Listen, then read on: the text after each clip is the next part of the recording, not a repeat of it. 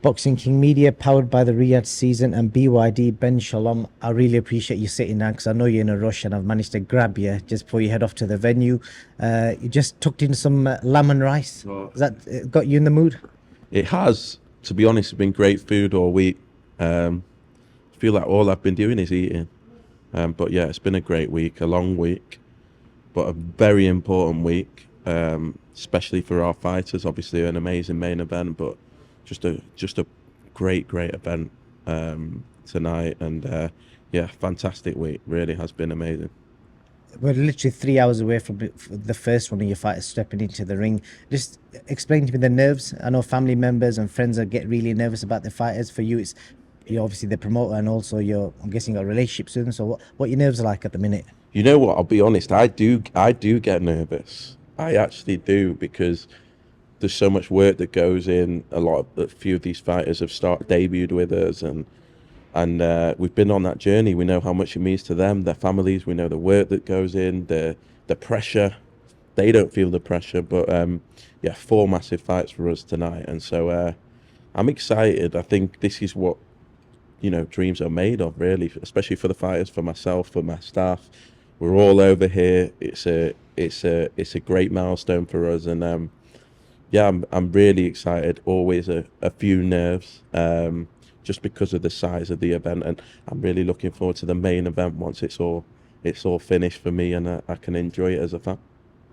Definitely. And I know you're not too keen on talking about yesterday and what happened, but I've managed to convince you to sit down. So I'm going to jump in with regards to yesterday because you've seen the response online. Fans just want to know what happened. So I'm going to talking about the moment Chris Eubank Jr. came on stage and weighed in. We saw Chris flex his muscles, and Frank Warren got in front.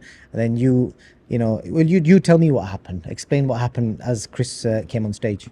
No, all it is I've been blocked from being around my fighters all week and going on stage. And if you look at the previous face-offs, and I'm always very respectful, but in the same way I'm respectful when they're with their fighters, all I was doing was being with my fighter, which I'm allowed to be, which I'm supposed to be. And I think the anger was I didn't just stand on the side and let them, be with my fighters, stand in the middle of my fighters, pretend I don't exist. And that's what the result was. That's what the reaction was, and it was unbelievable. If that was my granddad, I'd be telling him to calm down, and I mean that in a respectful way. It's way over the top. His blood pressure must be through the roof, and as I say, I'm pretty relaxed. I've been relaxed all week. I think we're so proud of our hard work to get to this point, and so proud of our fighters, and to stand in between my fighters. And by the way, I actually think it's a complete ridiculousness, this whole promoter thing. I think the promoters are way ahead of themselves. This is about the fighters, and for me, maybe promoters shouldn't be on there at all, and let us promote the fighters. But when they want to block me and stand in front of my fighters, and they're winking at each other, and they're trying to this and trying to that, I stood in front of my fighters, which I'm supposed to do, and that was the result. But yeah, I think I'm lucky as well that these things are seen on camera now, because imagine what happens behind the scenes, and I never talk about it. At least people can see now on camera, because otherwise I'm sure more lies would be spun and more things would be said about me, and I have to hear it all the time about this and that and taking fighters and just absolute nonsense. And I'm glad that people can now see what I'm dealing with. What happened in that moment? I know you talked about Frank's wink. I've seen some interviews, people saying that you shoved yourself in front of Frank and then he moved you out the way. So how would you describe that moment? As I say, I'm so glad it's on video. I mean, anyone that would suggest that I would shove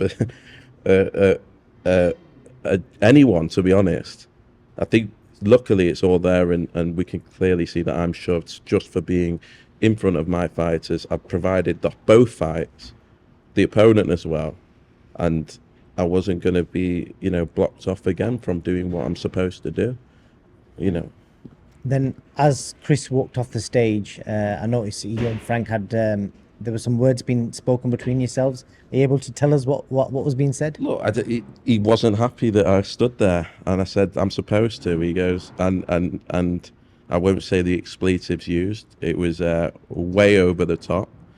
And as I say, I think the promoter's self-importance and the ego has got way out of control.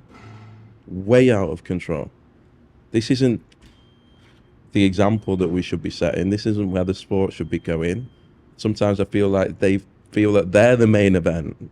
And yeah, I'm not gonna. I don't need to say too much on this one. And yeah, that's it. I spoke to Eddie Hearn, because you touched on it there about being in the middle of the fighters, and I spoke to you the other day. You said that he was more interested in being famous, and I obviously put this to him, and he revealed that apparently you have it in your contracts to make sure that you're on stage when your fighters are there. So is that true? Yeah. So what's been happening is every time we're putting on a fight, I get dropped off in car parks. I get told I'm on the side. I get stopped by security saying I can't go here, can't go there.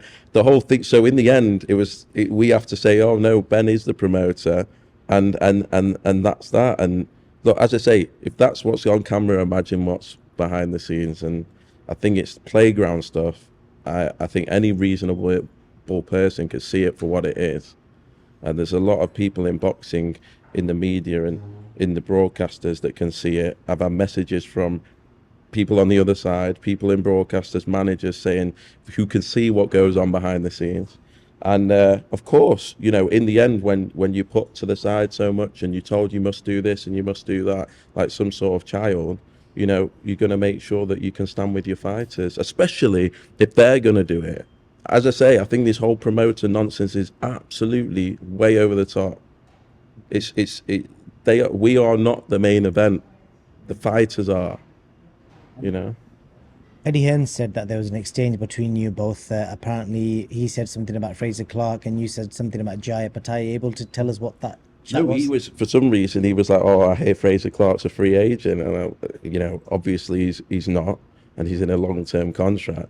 But I know Jai Opataya is a free agent, and Eddie's been talking like he's his fighter for the past God knows how long. I mean, and there's some things that I see. I mean, as I say, saying that I should Frank Warren, I say he never lets the truth get in the way of anything that he says, and I just sometimes I'm mind blown by things that I see and say, and I just keep quiet. And then there's so many fighters that aren't his fighters that he acts like they're his fighters, and look, it's all that sort of stuff is fun and games, but that's where that come from. And the last question I've got for you, we saw Frank and Eddie have this long rivalry going for years, and they managed to patch things up and it's sorted. What is it about you that is still not, you guys are still not on friendly terms? Like, how can it be sorted? And personally, I think ultimately they're so upset that someone could be taking a few crumbs off their table. I mean, that's quite clear what that is. And we're pretty mild-mannered and we don't try and cause things. And I think anyone can see that. Despite everything that's said, we don't really respond too much.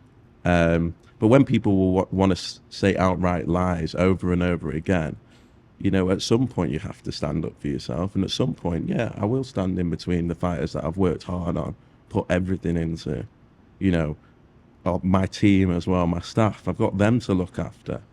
And so I hope that they can be more mature about it. I hope that we can get away from this promoter stuff. And I hope that the sport can come first because, yeah, I'm just delighted to be here, to be honest. And I'm delighted for my fighters. And we're in a fantastic position and we're going to keep growing. And yeah, all we can do is focus on ourselves. I'm sure I speak on behalf of all boxing fans. We just want to see you guys all work together and put on the best fights, and that's all we want, basically. Are you going to give us that?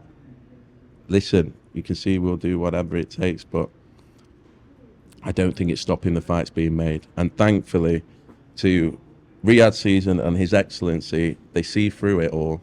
I believe they do, and I hope they do. And that's why we're seeing the fights. Think about the resistance there was to have my fighters on this card.